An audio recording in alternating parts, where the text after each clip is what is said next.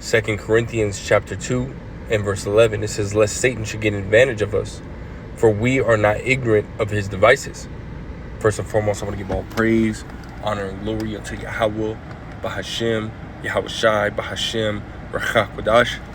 Double honors to the elder apostles and the elder bishops of Great Millstone who rule very well, very beautifully. Double salutations to the Akim out here pushing his gospel in truth and in sincerity to the best of their ability given to them by Yahweh Bashem Shai. Peace, blessings, and salutations be unto the elect scattered abroad. May the election of Yahweh Bashem Shai, Lord willing, fall upon your houses. This is Brother Quad Wath come back at you, Lord will, with the edifying lesson through the spirit and power. Yahweh Bashem Shai, Lord will. It is edifying, Lord will. It is straight to the point. So like it, this is 2 Corinthians chapter 2 and verse 11. Again, it says, lest Satan should get an advantage of us, for we are not ignorant of his devices. And I want to grab that word devices in the blue letter, which is Strong's G 3540, Noema, which you go down to the second bulletin. It says, what an evil purpose, right? So we, are not ignorant, of what Esau Edom's intent is, right, when dealing with certain moves that he makes, in particular dealing with this article right here. I was reading it earlier, but this is a Blacklisted News. It says New York to track residents' food purchases and place caps on meat served by public institutions, man. And again, we understand where this is going, right? Esau has pushed his recent agenda, which this article goes in on the recent agenda, his Agenda 2030, right? Pushed it and has broadcasted it as a climate agenda, right? To help the climate, to help better the climate, right? For humans in the future, right? Which again, we're not ignorant. We understand what he's doing, right? We understand, the certain moves that he makes, lead and go back to the Charagma, right? The implementation and the push to get everyone to get on board with taking this Charagma, right? Going down to the second paragraph, it says New York City will begin tracking the carbon footprint of household food consumption and putting caps on how much red meat can be served in public institutions as part of a sweeping initiative to achieve a 33% reduction in carbon emissions from food by 2030.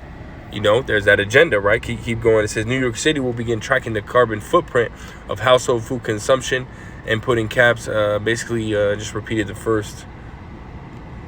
It says Mayor Eric Adams and representatives from the Mayor's Office of Food Policy and Mayor's Office of Climate and Environmental Justice, right there, right? So pointing out, hey, this is for the climate. Right? It says Justice announced the new program last month at a Brooklyn culinary center run by NYC Health Plus Hospitals. It says the city's public healthcare system just before Earth Day. Of course, right? It says that at the event, the Mayor's Office of Climate and Environmental Justice shared a new chart to be included in the city's annual greenhouse gas inventory that publicly tracks the carbon footprint created by household food consumption, the Gothamist reported. So at the end of the day, Esau is going to be looking into your purchases, right? Every time that you go to the store, or every time that you go to your little convenience store and possibly buy, a sandwich or something like that, you buy, you go to your what is it? Your little restaurants or fast food spots, and you buy a burger or a hot dog or something like that, any kind of meat, right? They're ultimately going to be tracking and paying attention to that, which they're already going back to 9/11, right? The Patriot Act 1 and 2, right? Where it basically opened up the way for them to be able to get into people's records, right? To openly in the name of domestic terrorism, in order to be able to protect America. They're able to look at all your records, or be able to track you and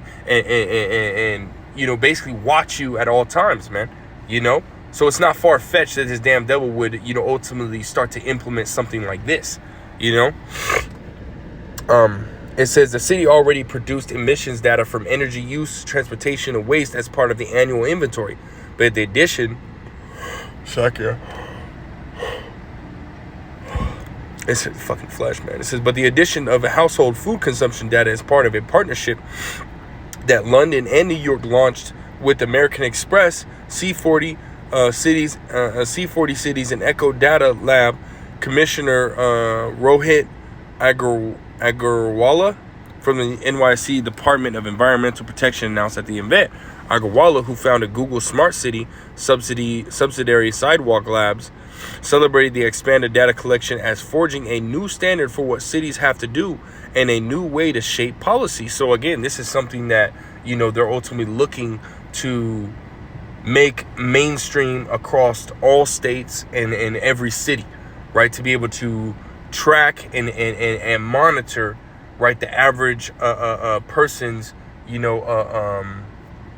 purchases of, what they're claiming to be meat, but in reality, it's everything, right? To whether you purchasing a car, to you using the bathroom, to you purchasing food, and so on and so forth, man.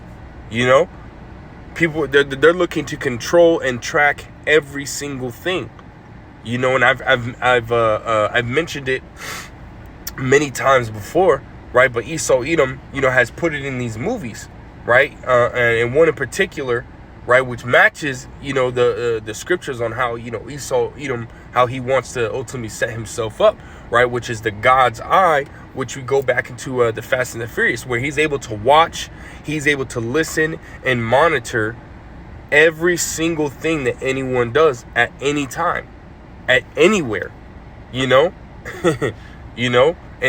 they talk about that. They break it down. For those that don't know, go and watch. I think it's Fast 5 or Fast 6. It's the one with Jason Statham, Yeah, I'm pretty sure. Jason Statham, he's the actor. He's basically the villain, and Vin Diesel, ultimately try to, try to track him and try to catch him, and so on and so forth. And one of the females in the movie ultimately knows about God's eye, and she said, oh, well, we can use this to track him. We can look anywhere. We can see anyone anywhere, hear anyone anywhere, and what they're doing at any moment. Which again is what Esau Edom is ultimately starting to build towards, man. It says, keep going. It says, he said the inventory also will measure greenhouse gas pollution from the production and consumption of other consumer goods like apparel, whether or not those items are made in New York City. It also tracks emissions tied to services like air travel and hair care. So really, they're going to be tracking everything, right? As we just stated, right? It says, but Adam's presentation at the event focused on food consumption, particularly meat and dairy, right? It says food is the third biggest source of cities' emissions, right after buildings and transportation. Adam said, but all food is not created equal. The vast majority of food that is contributing to our emission crisis lies in meat and dairy products. Yeah, man. I think this, yeah. And it is, a pretty lengthy article. I'm not going to get all of it, we basically just hitting the point. Esau wants to basically track everything that you do.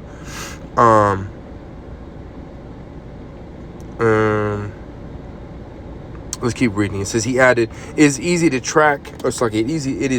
talk about the emissions that's coming from buildings and how it impacts our environment, but we now have to talk about beef, and I don't know if people are ready for this conversation, right? It says, Adams, a vegan who, according to a whistleblower, also eats fish, credits his plant-based diet for his recovery from diabetes.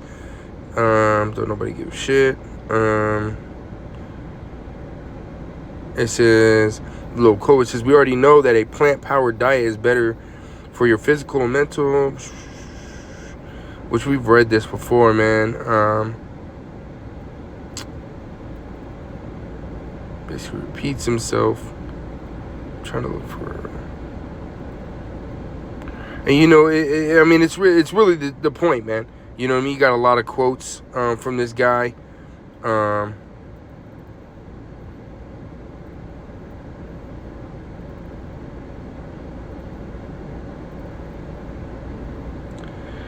Yeah, I'm trying to, right here.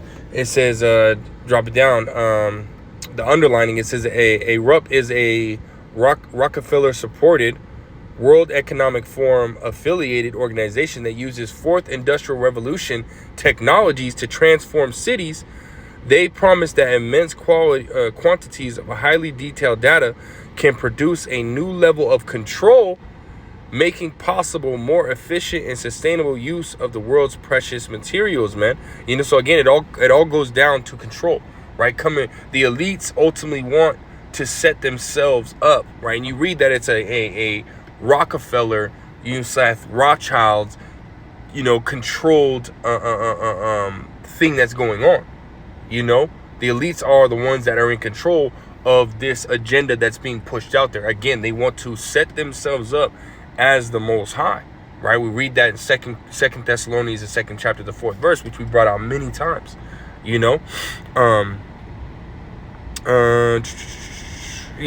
all goes back down. It goes back right to this. It all goes back to Agenda 2030, and we'll keep reading. It says the report assesses consumption-based emissions in C40 cities across the world produced by food, clothing, transportation, building, infrastructure, and household appliances, and calls for those emissions to be halved by 2030, right? It says in the same press release, Adams announced that New York has signed on to the C40 Good Food Cities Accelerator, where signatory cities commit to achieving a planetary healthy diet by 2030. And this is how it always happens, right? Everything always starts in New York, right? When it came to the scamdemic, what happened, right? When it came to the little green passes and everything, when shit comes to America, it starts in New York, which is America's, I believe it's America's most populated state, man. New York, right? New York City being a major populated city in America, man. If not the number one populated city in America, right? So it makes sense as well as and New York is that concrete jungle, that city that never sleeps, man. So of course they would implement it there, because then the rest of the cities would follow suit after, man. And that's where all the money circulates, right? In most of the money, a lot of the big money circulates in America is New York, man. New York and California, mainly New York, right? It says C40 Good Food Cities Accelerator, where signatory cities commit to achieving a planetary healthy diet by 2030, defined by more plant-based foods, less meat and dairy, and less food waste overall, right? It says C40 Cities Climate Leadership Group is also one of the forces driving the implementation of 15-minute city projects across the world, right? So this is something that's ultimately is going to be, this is a global agenda, right? And those 15-minute cities that they're trying to implement over there in London, they're trying to implement here, right? They're talking about how Cleveland, Ohio, is going to want to be the first cities that's going to implement that 15-minute, city agenda, right? Where you're only going to be able to travel 15 minutes from your house, 15 minutes out in every direction, for work, for getting food, for doing this, which is ultimately, according to their agenda, it's going to cut, carbon emissions, right, from transportation, right? It's all about control. You're going to limit people to a 15 minutes in all directions, right? There's not a lot. There's some people that live in as people say, bumfucked Egypt, man, in the middle of nowhere, right? And they have to travel more than 15 minutes in order to get somewhere, right? It says the group compromised 96 major mayors. The group comprises 96 mayors of cities from around the world, is funded by major corporations and philanthropic foundations, and focuses on urban activism for climate change. You know what I mean? So again, it's all about, limiting and controlling what the masses do, Now let me grab this precept. I just got a couple precepts on this, and then we'll get out of here. 2 Thessalonians chapter 2 and verse 4. It says, who opposeth and exalteth himself above all that is called God, or that is worship, so that he as God sitteth in the temple of God, showing himself that he is God. So it's about Esau Edom being in control of all things, man. Right? Wanting to sit here and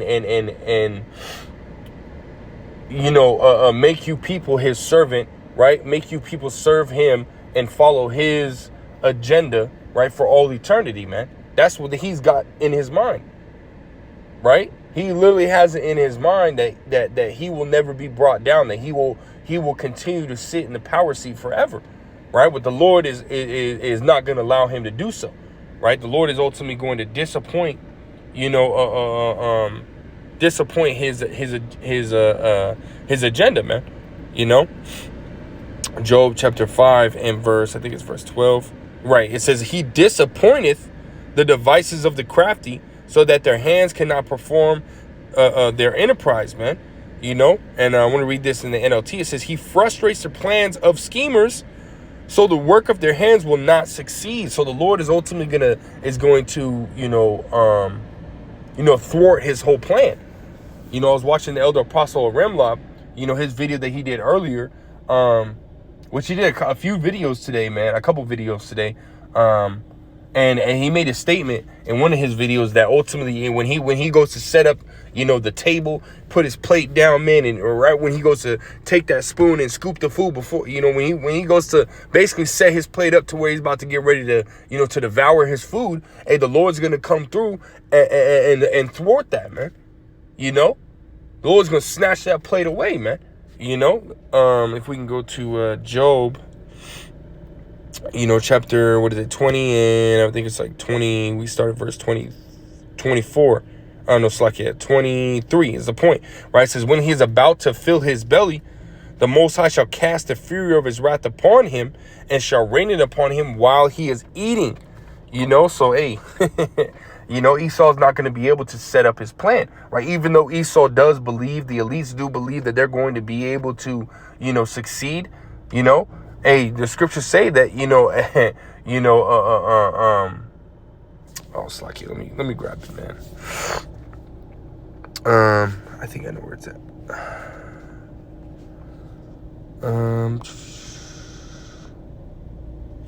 Right here, verse 3.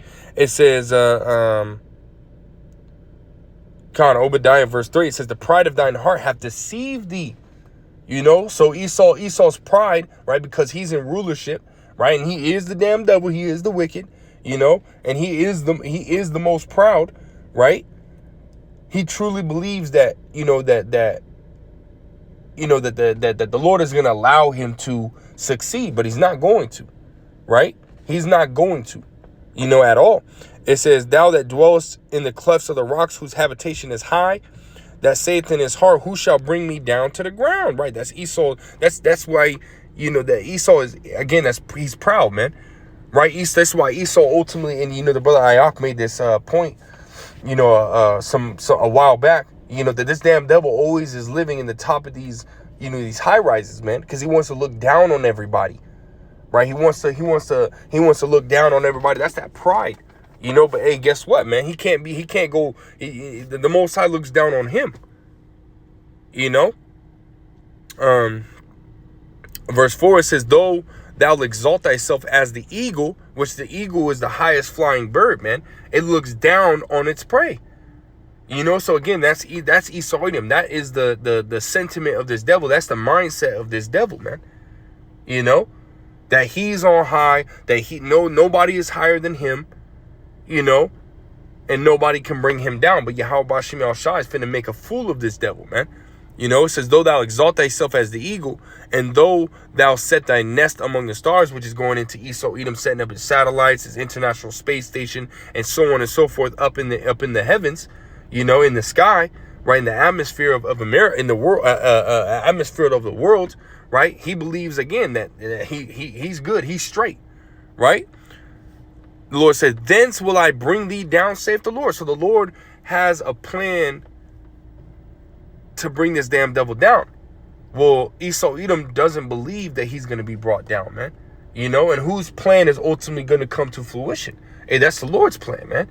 Right? Esau Edom's plan. Hey, the Lord said he gave him bounds that he cannot pass. Right? Job chapter 14 and verse 5. Right? And Esau's about to hit that wall, man. He's about to hit that wall and be thrown all the way back, man. You know? You're not going to eat. Speaking directly to the elites, you're not going to be able to succeed. You will fail. Failure is in your vocabulary. It's not in the Lord's, man. You know? So you got it coming, man. The Lord ain't playing with you damn devils, man. You know? Hey, man, and we're going to continue to see here, you know, just like in the ancient times, man, how they marched around, you know, the Israelites marched around Jericho, man, in that place, and they shouted, man, and that place ultimately fell. They continued to shout, and that place fell. Hey, well, guess what, man? Through the Spirit, we're doing the same thing, right? We're standing in your kingdom, really your queendom, because this is fucking trash, man. This ain't shit. Right? We're sitting in your queendom, prophesying your downfall through the spirit and power of Yahweh B'Shem Yahushai, man. And you will fall. You will fall. That is your end. That is your end all be all. Right? You will fall. You will go into captivity. Right? Again, beginning with you elites. Y'all going to go into captivity pursuing to Psalms 149. You're going to go into captivity. You're going to be the first ones to go into captivity. And then after you serve us for 1,000 years, beginning with Yahushua, you will be destroyed. You know, that's your end all be all, man. You're not going to be able to establish this dystopia that you think that you're going to establish, man. It's not going to happen. As it says right here, thence will I bring thee down. Right? So the Lord is going to humble you, man. The Lord is going to severely humble your ass, man. You know? But that's all I got, man. Lord will is edifying. Lord will is straight to the point. I want to give all praise, honor, and glory to Yahweh, B'Hashem Yahushai, B'Hashem Rachak Kodash. Double honors to the elder apostles, the elder bishops, the great millstone. Till next time, I say shalom.